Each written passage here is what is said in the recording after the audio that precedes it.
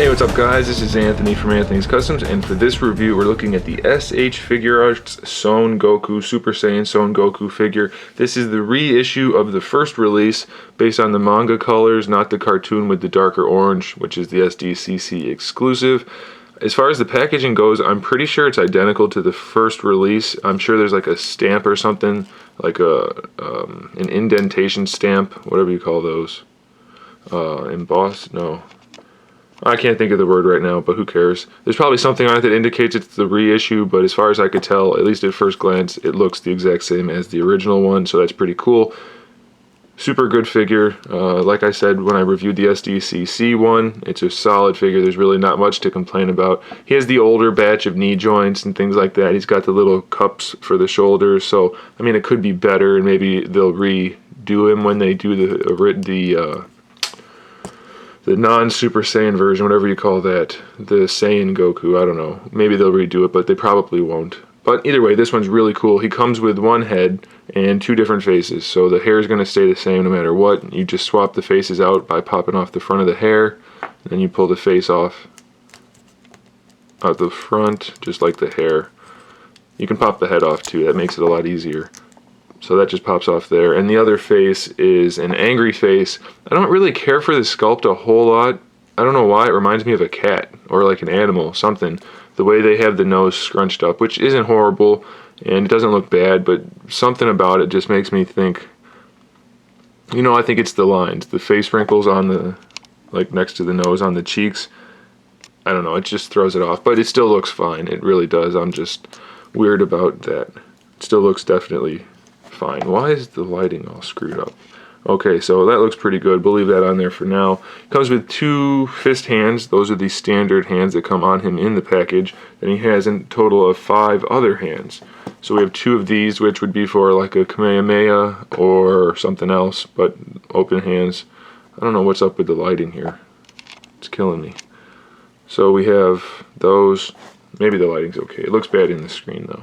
He has 1 instant transmission hand or a double pointer finger hand, and 2 open hands, which would be for like a standard blast or something like that. So pretty cool. Those all just peg in and out.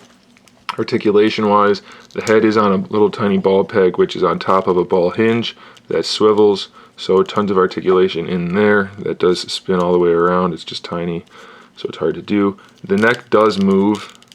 See, to me personally, I don't think it moves enough to warrant that ugly joint in there, but it does move, so I guess that's okay. The shoulders have a hugely articulated ball joint inside there, and they are a ball hinge on top of that, and the shirt, that's a separate piece from the rest of the shirt, has a hinge on it too, so you can pretty much put it however you want to, and it's not going to look horrible, so that's pretty good.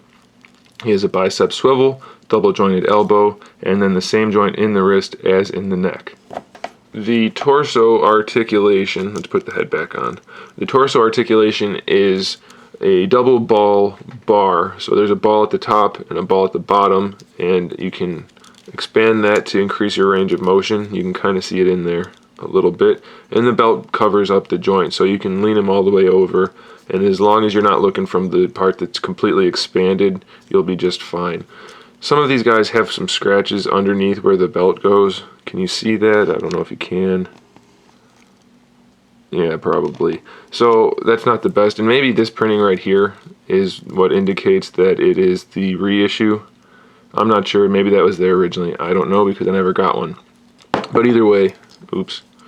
The double ball peg waist is pretty good because it gives you a lot of articulation. And it works really well, and it looks great because of the belt, so that's fine by me. The hips are ball pegs that swivel at the thigh, so you can see the ball peg and the thigh swivel. And then the ball peg itself is on a pivot, so you can drop the legs down like that and then bring them all the way forward to give you a better range of motion, and it keeps it looking pretty seamless, so that's pretty good. The knees are double jointed technically, and they go pretty far back, so that's pretty good, but they are kind of ugly. The ankles are the worst piece of articulation. They're just standard ball pegs. Well, double ball pegs, but still, it's very limited.